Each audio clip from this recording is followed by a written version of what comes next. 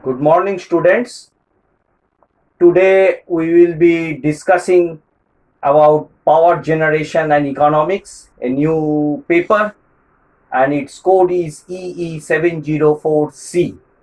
And all of you are welcome to this course, Power Generation and Economics. And it is a elective subject, and I thank all of you as you have chosen this subject, and it has a credit of 3 credits. It has a credit of 3 points, 3 credits, power generation, and it is a very important subject. And those who are will be majoring in power system, they need this course very badly. And I will be taking your module 3, module 3,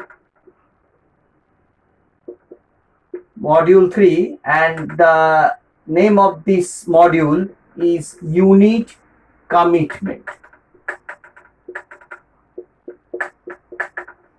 And the name of this module is unit commitment.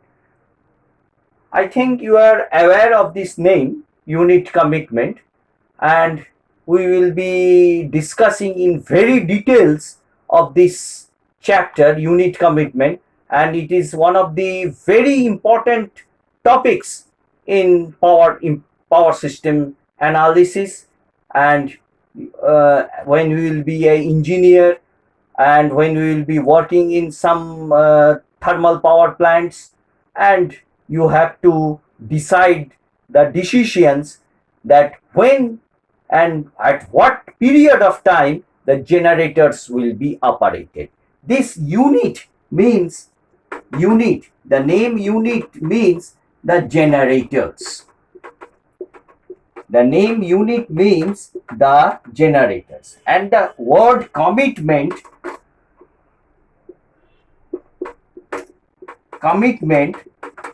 means when the generators should be under on stage. That will be when it will be online. And there are two stages, either it will be online or it will be offline.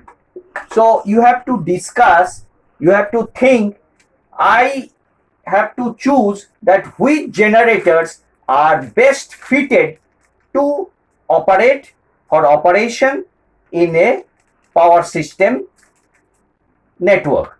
And as we know, the generators operate and they supply load to the consumers through the transmission line.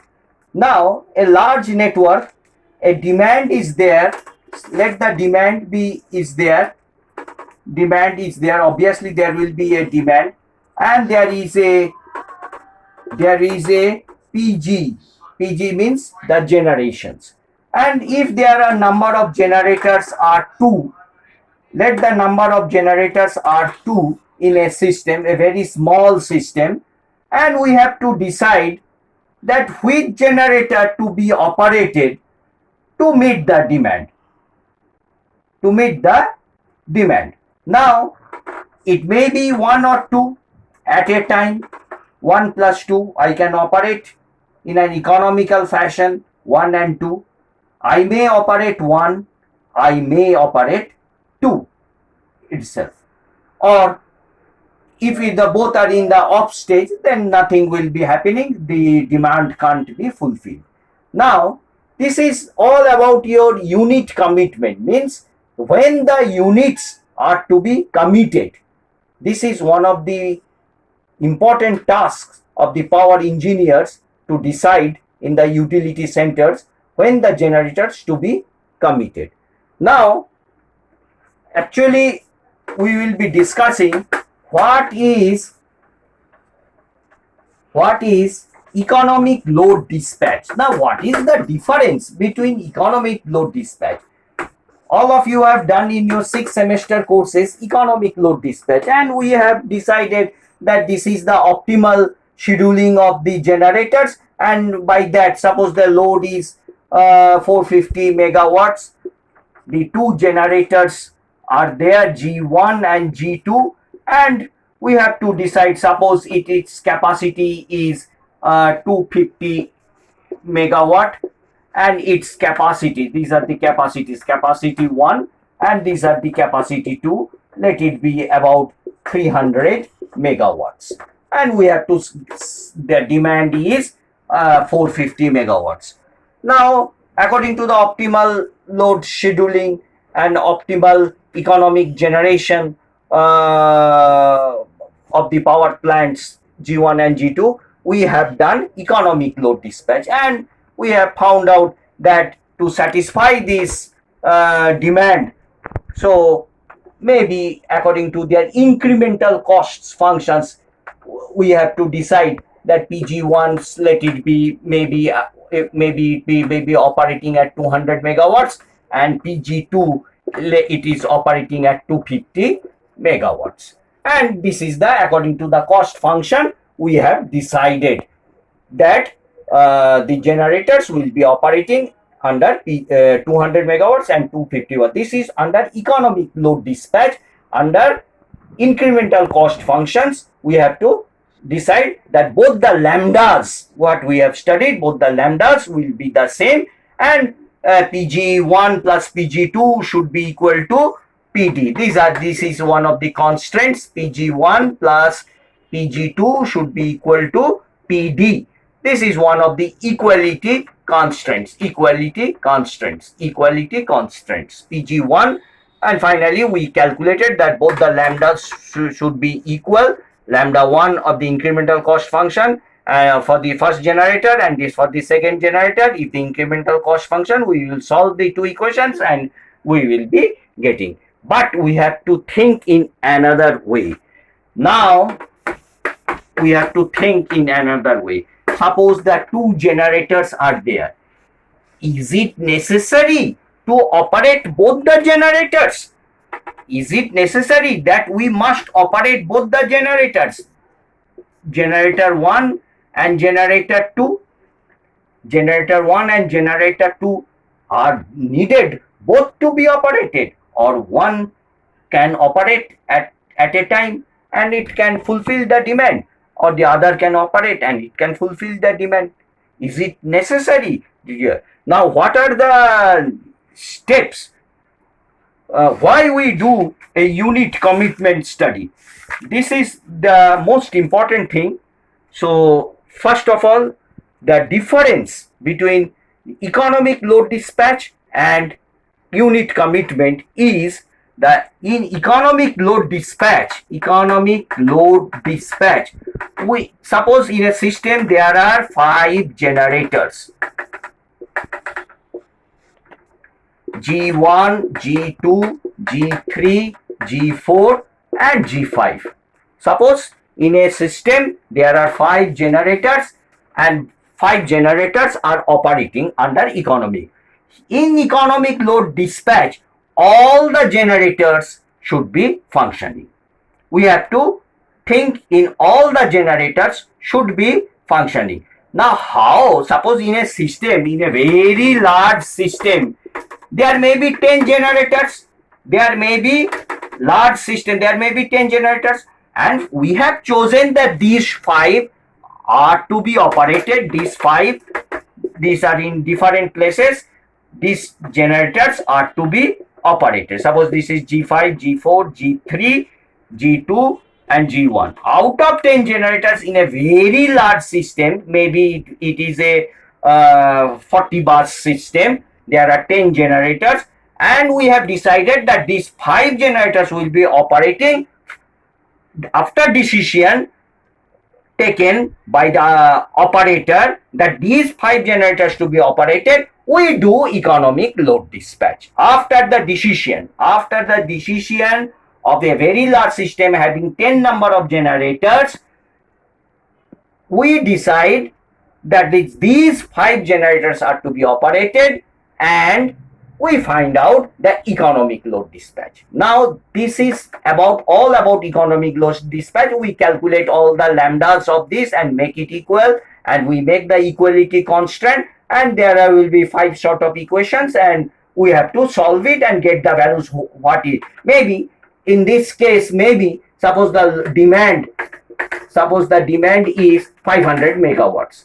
It may be operating at 100, it may be operating at, after economic load dispatch, it may be 150, it may be something about 175, it may be operating at 150, 300, 325, 325, 75, 175. 175, 175, 350, 400, 500. Yes, the demand. So under economic load dispatch, finally we see that this generator is not operating. That is, we have chosen out of 10 generators for a large system, a 40 bus system. Out of 10 generators, we have chosen that these 5 generators to be operated, and we calculate under economic load dispatch. This is the, if the demand is, and finally we satisfy all the lambdas and we get 100 megawatt, 150 megawatt, 175 megawatt and 175 megawatt, and this fifth generator is not operating. This is all. Now the question under under unit commitment is, out of these 10 generators, which generators are to be chosen? Which generators are to be chosen? That is our motto. That is our objective of our unit commitment solution. Now why it is necessary to choose? Because the first and foremost thing under unit commitment, the generators are shut down. If some of the generators are shut down, it saves cost. It saves cost. That means the economy is boosted up.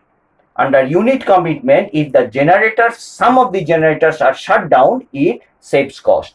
But there will be a large number of constraints, and we have to develop such an algorithm which satisfies the unit commitment. This is the toughest job, toughest computational procedure in unit commitment.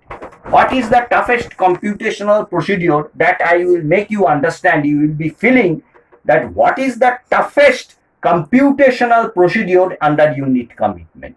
Suppose there are two generators, generator 1 and generator 2, G1 and G2. Very simple, G1 and G2. So how many combinations you can get? Actually, one G1 can operate, G2 can itself operate, or G1 plus G2 both can operate. So how many out of two sets of generators, two number of generators, how many possible sets you are getting? 3. Now how do we get this 3? This is the formula, 2 to the power n minus 1. So that you can see, if the number of generators are 2, that is 2 to the power 4 minus 1.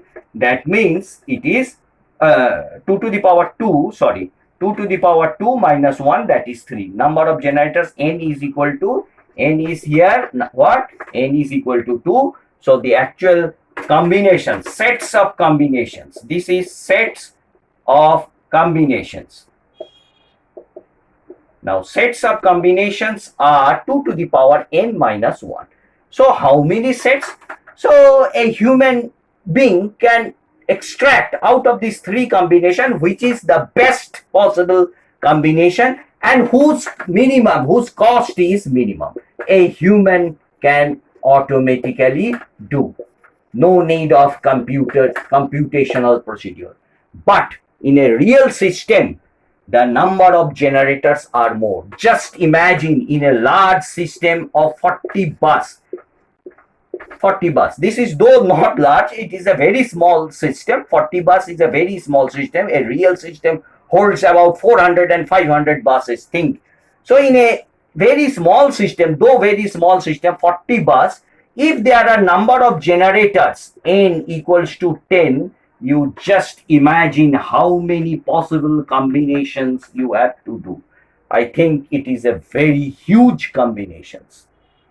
2 to the power 10, 2 to the power 5, I know it is 32, that is this one minus 1. That means 32 square minus 1. At least approximately 30 square, that is 900. Approximately more than, greater than 900 combinations. Greater than 900 combinations. You have to select and choose that who is the best combination. So simply, suppose the number of generators are 1, 2, and 3. So what are the combinations? 1, 2, 3. 1 and 2 itself, then 1 and 3, 2 and 3, and 1, 2, 3. This also a human being can do. 3 means 2 to the power 3 minus 1, that is 7. You see, this is 1, 2, 3, 4, 5, 6, 7. So minus 1, why? Because another stage will maybe a off state, none of the generators. So if the none of the generators are all are zeros, all are zeros. All the generators are 0. If none of the generators are operating, so that's why, that means the system is not working. So that's why it is minus 1. 2 to the power n minus 1. So this also a human being can do, and he can check in a copy or in a note sheet. He can check that which is the best possible combination and which is more economic. But if in a n equals to 10, if the number of generators are to be checked and he has to choose which is the best possible combination, he has to do 900 combinations of his own. That is a very tedious job. So what sort of algorithms are necessary? So here, to find out which one is the best possible combination, that is the study of unit commitment. Researches are being done and people are finding out this sort of algorithm, a very strong algorithm to solve this type of unit commitment solutions. That is, one of the algorithm is branch and bound BB, branch and bound algorithm. Another algorithm is dynamic programming algorithm. Mostly we use dynamic programming algorithm, and for your knowledge, I have used this branch and bound algorithm to submit one paper in unit commitment. So for this, today let us stop here, and we will be discussing more about unit commitment solutions in the next class. Thank you, students, very much.